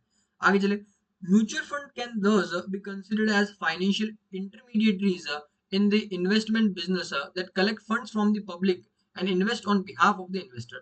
इनको हम क्या बोल सकते हैं, फाइनेंशियल इंटरमीडिएटरीज बोलते हैं। इस वर्ड को अंडरलाइन कर लेना, इसके ऊपर एमसीक्यू आ सकता है 10th क्लास में। इनको म्यूचुअल फंड को तुम फाइनेंशियल इंटरमीडिएटरीज बोलते हो, जो कि लोगों से पैसे कलेक्ट करती है और आगे इन्वेस्ट करती है। Mutual fund issue units to the investor. जब तुम म्यूचुअल फंड के अंदर पैसा इन्वेस्ट करते हो तो म्यूचुअल फंड वाले तुमको क्या देते हैं, म्यूचुअल फंड यूनिट्स देते हैं। क्या देते हैं, म्यूचुअल फंड यूनिट्स देते हैं, ठीक है। The appreciation of the portfolio और the securities in which the mutual fund has invested the money leads to an appreciation in the value of the investment held by the investors। ये basically यहाँ पे क्या बोल रहा है कि तुमने म्यूचुअल फंड के अंदर इन्वेस्ट किया, उसके बदले में म्यूचुअल फंड वाले तुमको क्या करेंगे, म्यूचुअल फंड के यूनिट्स देंगे। एंड म्यूचुअल फंड वाले खुद क्या करते हैं, तुम्हारे पैसे लेके आगे कहीं पे इन्वेस्ट करते हैं। नाउ म्यूचुअल फंड वाले ने तुम्हारे जो पैसे आगे इन्वेस्ट किए, लेट्स से शेयर्स वगैरह में इन्वेस्ट किए, उनका यदि वैल्यू बढ़ रहा है तो तुम्हारे को जो यूनिट्स मिले उनका भी वैल्यू बढ़ता है। क्यों बढ़ता है, बिकॉज ये दोनों आपस में लिंक्ड होता है। जो यूनिट्स का वैल्यू होता है वो एक्चुअल में कैलकुलेट होता है बेस्ड ऑन जो तुम म्यूचुअल फंड वालों ने जो इन्वेस्टमेंट किया ना, उसके बेसिस पे कैलकुलेट होता है। तो यदि म्यूचुअल फंड ने जहां पे पैसा इन्वेस्ट किया है वो यदि ग्रो कर रहा है तो तुमको जो यूनिट्स मिले वो भी तुम्हारे क्या देंगे, साथ साथ में ग्रो करते रहेंगे। ये इसका बेसिक मीनिंग है, ठीक है। चलो आगे चलते हैं। The investment objective outlined by the mutual fund in its prospectus are binding on the mutual fund scheme. See, mutual fund के अंदर जैसे मैंने बोला अलग अलग टाइप्स के म्यूचुअल फंड अवेलेबल होते हैं, एंड हर एक म्यूचुअल फंड का अपना एक ऑब्जेक्टिव होता है जो कि सब लोगों को पब्लिकली डिस्क्लोज किया जाता है उनकी वेबसाइट के ऊपर। तो वो जो उन्होंने ऑब्जेक्टिव बताया उसके अकॉर्डिंग इनको इन्वेस्ट करना है। फॉर एग्जाम्पल, यदि कोई म्यूचुअल फंड बोलता है कि हमारा ऑब्जेक्टिव है सिर्फ और सिर्फ बड़ी बड़ी कंपनीज के अंदर इन्वेस्ट करना, छोटी कंपनीज के अंदर हम रिस्की कंपनीज में इन्वेस्ट ही नहीं करते, तो इनको अपने ऑब्जेक्टिव को फॉलो करना पड़ेगा। सिर्फ बड़ी कंपनीज के अंदर इन्वेस्ट कर सकते हैं, छोटी कंपनीज के अंदर इन्वेस्ट नहीं करते। इस टाइप के म्यूचुअल फंड को हम क्या बोलते हैं, लार्ज कैप म्यूचुअल फंड्स बोलते हैं। इसके अलावा so many types of mutual fund and सबके अपने ऑब्जेक्टिव होते हैं एंड उनको वो फॉलो करना होता है। Now the investment objective specify the class of securities a mutual fund can invest in. मतलब ऑब्जेक्टिव में क्या, कौन से टाइप ऑफ सिक्योरिटी में तुम इन्वेस्ट कर सकते हो वो बताया जाता है। Now, mutual fund invest in various assets classes, जैसे कि इक्विटी हुआ, बॉन्ड्स हुआ, डिबेंचर्स हुआ, कॉमर्शियल पेपर, गवर्नमेंट सिक्योरिटी, इन सब के अंदर म्यूचुअल फंड इन्वेस्ट कर सकते हैं। The schemes offered by the mutual funds vary from fund to fund. Fund to fund मतलब कि जैसे मैंने नाम बताया कुछ म्यूचुअल फंड्स के, पॉपुलर म्यूचुअल फंड, जैसे कि अपना निप्पॉन म्यूचुअल फंड इंडिया के अंदर बहुत चलता है, क्वांट म्यूचुअल फंड, अपना एचडीएफसी का भी एक म्यूचुअल फंड है करके, right, Motilal Oswal mutual fund. ये सब म्यूचुअल फंड्स के अंदर क्या अलग अलग स्कीम्स होती है। जरूरी नहीं है कि हर एक टाइप ऑफ म्यूचुअल फंड क्या करे, सेम ही स्कीम्स ऑफर करे। अलग अलग म्यूचुअल फंड अलग अलग स्कीम्स ऑफर तुमको कर सकता है, बट उनको सेबी के द्वारा अप्रूव्ड होना चाहिए, बस ये एक पॉइंट है। ओके, नाउ आगे चले। सम आर प्योर इक्विटी, कुछ स्कीम होती है जिसके अंदर सिर्फ और सिर्फ प्योर इक्विटी मतलब सिर्फ और सिर्फ इक्विटी शेयर्स के अंदर वो इन्वेस्ट करेंगे। Others are mixed of equity and bonds, कुछ ऐसी स्कीम्स होती है जहाँ पे थोड़ा इक्विटी में इन्वेस्ट करे, थोड़ा बॉन्ड्स के अंदर इन्वेस्ट करे, डिबेंचर्स के अंदर इन्वेस्ट करे। इस टाइप की भी स्कीम्स हो सकती है। Investors are given the option of getting dividends which are declared periodically by the mutual fund or to participate only in the capital appreciation of the scheme। यहाँ पे देखो, दो टाइप के म्यूचुअल फंड होते हैं। पहला टाइप ऑफ म्यूचुअल फंड क्या होता है, जैसे जैसे म्यूचुअल फंड वालों को प्रॉफिट होएगा, बेनिफिट होएगा, वो तुमको क्या करेंगे, अपना बेनिफिट तुमको देंगे। वो बेनिफिट जो तुमको देंगे उसको हम बोलते हैं क्या, डिविडेंड देना, जिसको हम क्या बोलेंगे, डिविडेंड देना। पहला तरीका क्या होगा, जहाँ पे म्यूचुअल फंड तुमको डिविडेंड देता है। दूसरा तरीका क्या होता है कि तुमको वहां पे डिविडेंड नहीं मिलता, बट क्या होता है, जैसे जैसे म्यूचुअल फंड अच्छा परफॉर्म करता है, तुमको जो यूनिट्स मिले उसका वैल्यू बढ़ता रहता है। इसको हम इस टाइप के म्यूचुअल फंड को हम बोलते हैं ग्रोथ म्यूचुअल फंड। आज के टाइम में प्रैक्टिकली जितने भी म्यूचुअल फंड है मोस्टली सारे के सारे कैसे हैं, ग्रोथ म्यूचुअल फंड है। मतलब वो तुमको डिविडेंड नहीं देंगे, बल्कि जो तुमको यूनिट्स मिले उनका वैल्यू बढ़ता जाएगा। इसको हम बोलते हैं कैपिटल एप्रिसिएशन। कैपिटल एप्रिसिएशन का मतलब क्या होता है, डिविडेंड नहीं मिलेगा बट तुम्हारा जो वैल्यू बढ़ रहा है यूनिट का, उसको हम बोलते हैं कैपिटल एप्रिसिएशन। जैसे तुमने यूनिट, तुमको जो परचेज किया तो एक यूनिट लेट से 50 रुपए का मिला, टाइम के साथ में वो बढ़ के कितना हो गया, 70 रुपए हो गया, तो तुमको यहाँ पे कैपिटल एप्रिसिएशन कितना हुआ, 20 रुपए का। जो 50 से 70 रुपए हुआ उसको हम बोलेंगे कैपिटल एप्रिसिएशन।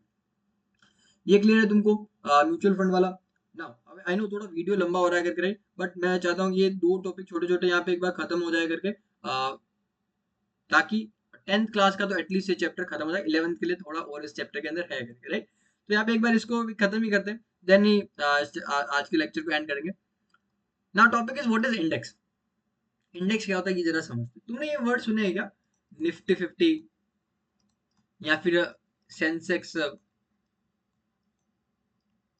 ये वर्ड तुमने सुने हैं क्या। तो ये बेसिकली क्या है, यदि तुमने सुने हैं right, I believe Sensex word तो सुना है क्योंकि बहुत ज्यादा पॉपुलर है, मार्केट्स के अंदर डिस्कस होता रहता है, न्यूज के अंदर भी बहुत ज्यादा, न्यूज़पेपर में भी बहुत आता है, राइट। तो ये जो दोनों वर्ड्स हैं, इनका यहाँ पे ये क्या है, इंडेक्सेस है। दोनों ये क्या है, इंडेक्सेस है। निफ्टी 50 क्या है, एनएससी का इंडेक्स है, एंड ये सेंसेक्स क्या है, ये बीएससी का इंडेक्स है, बॉम्बे स्टॉक एक्सचेंज का। ना, इंडेक्स होते क्या है, इंडेक्स बेसिकली क्या होता है, एक जो शेयर्स होते हैं उनकी एक लिस्ट होते हैं जो कि अलग अलग सेक्टर से उठाया जाता है। इसको मैं थोड़ा सा और एक्सप्लेन करता हूँ। तुमको पता है कि जो एनएससी अपना है ना, स्टॉक एक्सचेंज, यहाँ पे कितनी कंपनीज लिस्ट है, करीब करीब 3-4 हजार कंपनीज वहां पे लिस्टेड है। कितनी, 3 से 4 हजार कंपनीज वहां पे लिस्टेड है। And same is the case with Bombay stock exchange, यहाँ पे भी कितनी, 5-6 हजार कंपनीज वहां पे लिस्टेड है। मतलब इन इतनी कंपनीज का तुम शेयर्स को बाइंग एंड सेलिंग कर सकते हो, राइट। बट ये अभी देखो यहाँ पे इन सब कंपनीज को ट्रैक करना बड़ा मुश्किल होता है। तो ये लोग क्या करते हैं, इन्होंने इंडेक्स बनाया। इंडेक्स के अंदर क्या रहेगा, जैसे निफ्टी 50 इंडेक्स है, यहाँ पे इन्होंने क्या किया, जो निफ्टी की जितनी भी कंपनीज है उनमें से टॉप 50 कंपनीज को सेलेक्ट किया, वो भी अलग अलग सेक्टर से। वन मोर टाइम, इन्होंने क्या किया, इंडेक्स बनाया जिसके अंदर निफ्टी में जितनी भी कंपनीज है, 3-4 हजार कंपनी, उनमें से टॉप कंपनीज को सेलेक्ट किया, वो भी अलग अलग सेक्टर से। और कितनी टॉप कंपनीज को सेलेक्ट किया, 50 कंपनीज को सेलेक्ट किया। सेम काम इन्होंने किया, बीएससी वालों ने। इन्होंने क्या किया, जितनी भी इनके यहाँ पे कंपनीज लिस्टेड है उनमें से टॉप 30 कंपनीज को सेलेक्ट किया, वो भी अलग अलग सेक्टर से। इन्होंने कितना सेलेक्ट किया, 50, इन्होंने क्या किया, 30 कंपनीज को सेलेक्ट किया, वो भी अलग अलग सेक्टर से। इससे बेनिफिट क्या मिलता है, सिर्फ ये 50 कंपनीज इस केस में, और इस केस में सिर्फ 30 कंपनीज तुमको ओवरऑल मार्केट का आइडिया दे देते हैं कि ओवरऑल मार्केट बढ़ रहा है या फिर गिर रहा है। क्यों, क्योंकि ये अलग अलग सेक्टर से कंपनीज है, ये बड़ी बड़ी कंपनीज है करके, राइट। तो तुमको ओवरऑल मार्केट का यहाँ पे आइडिया मिल जाता है कि इनको देख के कि ये शेयर मार्केट बढ़ रहा है फिर गिर रहा है। क्लियर है क्या तुमको, ये होता है इंडेक्स का मतलब, राइट। ये दो जो इंडेक्स है, ये तो इंडिया के क्या हुआ, सबसे पॉपुलर इंडेक्स हुए थे, राइट। इनके अलावा भी बहुत सारे टाइप्स ऑफ इंडेक्स होते हैं, राइट। छोटी कंपनीज के लिए इंडेक्स बना लिया, बड़ी कंपनीज के लिए इंडेक्स बना लिया, mid size medium size companies के लिए इंडेक्स बना लिया। सेक्टर वाइज भी इंडेक्स होता है, जैसे बैंक का निफ्टी इंडेक्स, मैं तुमको बता देता हूँ। ये देखो, ये एनएससी की वेबसाइट है, यहाँ पे देखो कौन कौन से टाइप्स ऑफ इंडेक्स मिल रहे हैं। पहला जो इंडेक्स दे रखा है, थोड़ा जूम करते हैं, पहला जो टाइप ऑफ इंडेक्स दे रखा है विच इज निफ्टी 50। ये निफ्टी का क्या है, सबसे मेन इंडेक्स है जो कि मैंने यहाँ पे डिस्कस किया था। बट इसके अलावा देखो कितने सारे इंडेक्स है। निफ्टी 50 तो क्या टॉप 50 कंपनी होगा, फिर निफ्टी नेक्स्ट 50 मतलब अगली 50, अगली टॉप 50 कंपनी, फिर निफ्टी बैंक, मतलब क्या इसमें जो बैंकिंग इंडस्ट्री की जितनी भी कंपनीज है वो सब इस इंडेक्स के अंदर रहेगा। इस इंडेक्स को देख के तुम पता लगा सकते हो बैंकिंग सेक्टर है वो कैसा परफॉर्म कर रहा है। निफ्टी फाइनेंशियल सर्विसेज, मतलब कि जो फाइनेंस कंपनीज है उनके लिए यहाँ पे इंडेक्स बना लिया, जैसे कि अभी जियो ब्लैक रॉक करके एक फाइनेंस कंपनी है करके, राइट। तो अब इससे रिलेटेड और भी बहुत, मोतीलाल ओसवाल, ये सब क्या फाइनेंस कंपनीज है, इन सबको एक लिस्ट बनाया और उसके लिए इंडेक्स बना दिया, ये वाला करके, ठीक है। फिर Nifty mid mid cap index करके, जहाँ पे मीडियम साइज कंपनीज को लेके एक इंडेक्स बना लिया, जिससे तुमको पता चलेगा कि जो मीडियम साइज कंपनीज है उनका क्या परफॉर्मेंस हो रहा है, राइट। ये इंडेक्सेस का पर्पज होता है। इंडेक्स का मीनिंग तुमको बेसिक मीनिंग क्लियर है क्या। इंडेक्स का मतलब क्या होता है कि एक बेसिकली अलग अलग शेयर्स का हम एक लिस्ट बनाते हैं, जिनका मेन काम क्या होता है कि तुमको एक ओवरऑल जो होता है उसका आइडिया देते हैं। ठीक है। जैसे निफ्टी 50 है तो ये ओवरऑल मार्केट का आइडिया देता है। यदि मैंने निफ्टी बैंक का इंडेक्स की बात करता हूँ तो हमने क्या किया, सारा बैंकिंग कंपनीज के शेयर लिए, ये तुमको ओवरऑल बैंकिंग इंडस्ट्री का आइडिया देता है, राइट। जैसे निफ्टी मिड कैप इंडेक्स है तो वो क्या करता है, जिसके अंदर मीडियम साइज कंपनीज है वो लेते हैं, एंड वो क्या इंडेक्स क्या बताता है, जो भी मीडियम साइज कंपनीज है उनका ओवरऑल तुमको परफॉर्मेंस बताता है। ये इंडेक्स का काम होता है। क्लियर है क्या? अभी इसको थोड़ा रीड करते हैं।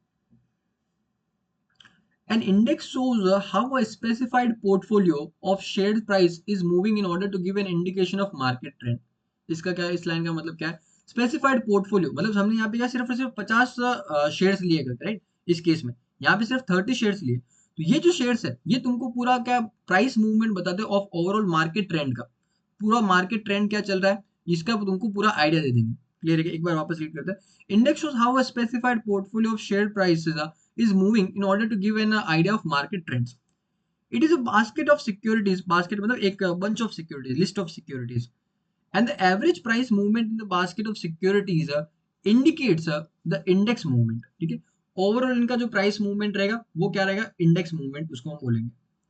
वेदर अपवर्ड और डाउनवर्ड, ऊपर भी जा सकता है नीचे भी जा सकता है। The main index of NSE is Nifty 50 and Bombay stock exchange का कौन सा है, सेंसेक्स। बट इसके अलावा भी बहुत सारे इंडेक्स है जो हमने देखे थे।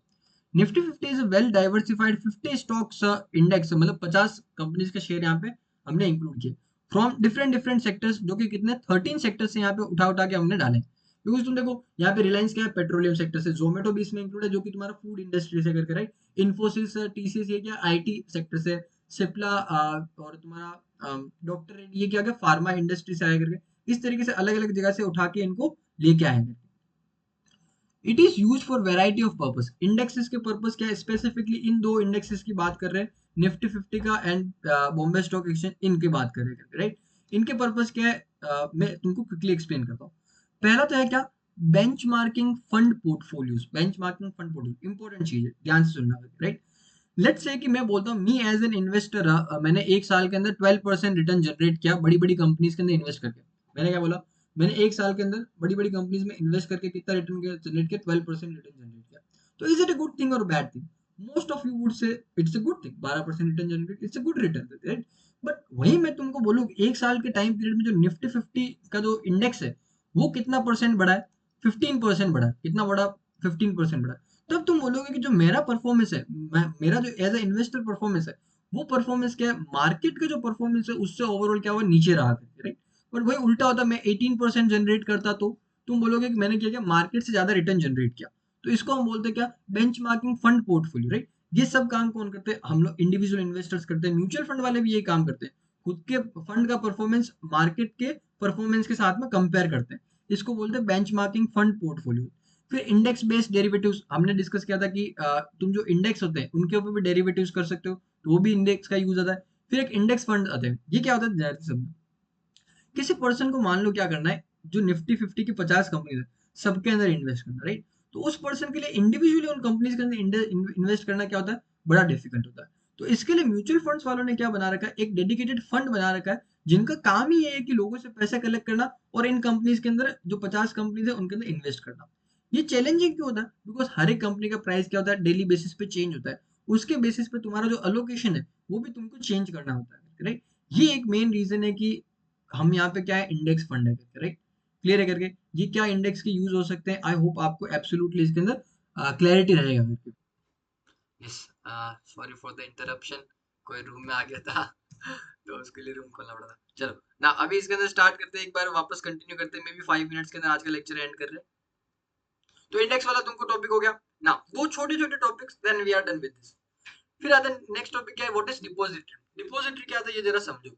आज के टाइम पे इंडिया के अंदर कितनी डिपॉजिटरीज है, 2 डिपॉजिटरीज। कौन कौन से, NSDL and CDSL. NSDL national security depository limited and CDSL central depository service limited, right. इनका काम क्या होता है, जो भी अपने सिक्योरिटीज है इनको इलेक्ट्रॉनिक फॉर्म में स्टोर करके रखते हैं। आज के टाइम पे तुमको पता है फिजिकल सर्टिफिकेट्स वगैरह एग्जिस्ट नहीं करते, सिक्योरिटीज फिजिकल फॉर्म में इनका बाइंग एंड सेलिंग नहीं होता। डिजिटल क्या होता है, इनका बाइंग एंड सेलिंग होता है। तो जो डिजिटल सिक्योरिटीज है इनका रिकॉर्ड वगैरह कौन रखता है, इनको अपने पास में डिजिटल सिक्योरिटीज को कौन रखता है, तो ये दो जो डिपॉजिटरीज है ये इनका काम होता है। डिपॉजिटरीज का मतलब क्लियर है, जो अपनी जितनी भी सिक्योरिटीज है, शेयर्स का, बॉन्ड्स का, डिबेंचर्स का, ये डिजिटली स्टोर कहाँ पे होते हैं, NSDL एंड CDSL इन दो डिपोजिटरीज के पास में स्टोर कराना होता है, राइट। एक बार रीड कर लेते हैं। Depository is like a bank. Depository क्या, बैंक की तरह, जो कि क्या करती है, तुम्हारे सिक्योरिटीज को डिपॉजिट करती है। बैंक क्या करती है, तुम्हारे पैसे डिपॉजिट करती है। ये क्या करती है, तुम्हारे सिक्योरिटीज को डिपॉजिट करती है। सिक्योरिटीज में shares, debenture, bond, government securities, units की कौन सा है, म्यूचुअल फंड यूनिट्स। कौन से यूनिट्स की बात करें, म्यूचुअल फंड यूनिट्स। इन सबको इलेक्ट्रॉनिक फॉर्म के अंदर स्टोर करके रखती है। नाउ लास्ट टॉपिक, फिर अपना over. What is dematerialisation. Dematerialisation क्या होता है, इसको जरा समझते हैं। जैसे मैंने बोला, पुराने टाइम में क्या होता था, जो भी सिक्योरिटीज हुआ करती थी, शेयर्स, बॉन्ड, डिबेंचर, ये सब फिजिकल फॉर्म के अंदर इनका बाइंग एंड सेलिंग होता था। बट उसके अंदर बहुत सारी प्रॉब्लम्स आती थी। क्या प्रॉब्लम्स होती थी, बहुत सारे लोग क्या करते, सर्टिफिकेट्स को ऐसा फर्जी सर्टिफिकेट्स बना लेते थे और लोगों को फ्रॉड करते थे। कभी कभी आपके सर्टिफिकेट फट जाते थे, खो जाते थे। कुछ लोग सिग्नेचर ऐसा चोरी चुप के करा लेते थे, उसको सिग्नेचर फोर्ज करा लेते थे, राइट। ये उसके अंदर प्रॉब्लम्स आती थी। तो इस प्रॉब्लम के साथ डील करने के लिए इन्होंने क्या बोला कि हम इन सर्टिफिकेट्स, जो फिजिकल सर्टिफिकेट्स हैं, इनको भी हम क्या करेंगे, डिजिटल सर्टिफिकेट्स के अंदर कन्वर्ट करेंगे। और ये सर्टिफिकेट स्टोर कौन करेगा, सिक्योरिटीज डिजिटल फॉर्म में स्टोर कौन करेगा, डिपॉजिटरीज, NSDL एंड CDSL करके। क्लियर है तुमको, ये होता है डीमटेरियलाइजेशन। डीमटेरियलाइजेशन क्या होता है, फिजिकल जो सर्टिफिकेट्स थे उनको डिजिटल फॉर्म के अंदर कन्वर्ट करना, that is called dematerialisation. Done, आगे चलते हैं इसमें। Dematerialization is a process by which physical certificates of an investor are converted into equivalent number of securities in electronic form and credited to the investor's account with the depository participants. Process समझे तुम क्या, physical certificates को, तुम्हारे पास मान लो 5 physical certificate है shares के, तो उनको हम कन्वर्ट कर देंगे 5 डिजिटल शेयर्स के अंदर। ये होता है डीमटेरियलाइजेशन प्रोसेस। ये जो डीमटेरियलाइजेशन, जो सिक्योरिटीज रहेगी, इलेक्ट्रॉनिक सिक्योरिटीज रहेगी, वो किसके पास में स्टोर होती है, हमने कहा डिपोजिटरी के पास में। बट यहाँ पे वर्ड कौन सा यूज किया, डिपोजिटरी पार्टिसिपेंट। कौन सा वर्ड यूज किया, डिपोजिटरी पार्टिसिपेंट। देखो डिपोजिटरी पार्टिसिपेंट बेसिकली क्या होता है ना, जो मेन डिपोजिटरीज है उन्हीं के एजेंट्स है, उनकी ब्रांचेस की तरह इनको समझो, राइट। यदि मैं डिपोजिटरी पार्टिसिपेंट कर रहा हूँ तो basically I am talking about depositories only. इनको कैसे समझना है, जो मेन डिपोजिटरीज है उनकी ब्रांचेस की तरह समझना है। क्लियर है तुम लोगों को ये टॉपिक। अब देखो यहाँ पे थोड़ा इमेज दे रहेगा, ये देख लो। ये कुछ क्या है, फिजिकल सर्टिफिकेट पुराने टाइम में इस तरीके से दिखते थे, राइट। बहुत ब्लर इमेज है, तुमको दिख नहीं रहा होगा। यहाँ पे लगा above image is a physical share certificate. When this is dematerialized, it will be converted into electronic form and the physical certificate will be destroyed. एक बार यदि उसको डिजिटल फॉर्म में कर दिया तो जो फिजिकल सर्टिफिकेट है उसको हम डिस्ट्रॉय कर देते हैं।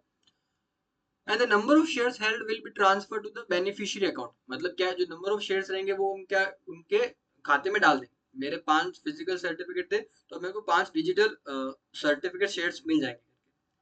The report of depository participant submitted to the investor will look like the image below. ये कुछ एक रिपोर्ट है, डिपोजिटरी पार्टिसिपेंट तुमको एक रिपोर्ट देता है कि सर आपके कितने डिजिटल शेयर्स हमारे पास में है एंड क्या क्या तुमने ड्यूरिंग द ईयर ट्रांजेक्शन किए थे। ये सारा रिपोर्ट पहले के टाइम पे ऐसा फिजिकली देते थे, आज के टाइम पे डिजिटली तुम्हारे पास ये आता है। क्लियर है, ये टॉपिक आई होप तुमको क्लियर होगा। इसके साथ में अपने क्लास 10th का फर्स्ट चैप्टर खत्म। क्लास 11th के अंदर कुछ टॉपिक्स और बचे जो कि मोस्ट प्रोबेबली हम नेक्स्ट क्लास के अंदर खत्म कर देंगे। तो अपना first chapter is about to be over. आज का लेक्चर भी अपना नहीं नहीं बोलते हो काफी बड़ा लेक्चर हो गया करके, बट पिछले वाले लेक्चर से थोड़ा छोटा है। नेक्स्ट क्लास के अंदर मोस्ट प्रोबेबली 11th का भी ये फर्स्ट चैप्टर खत्म कर देंगे। क्लास 10th वालों के लिए हम नेक्स्ट क्लास में सेकंड चैप्टर स्टार्ट होगा। ओके, चलो see you in the next lecture.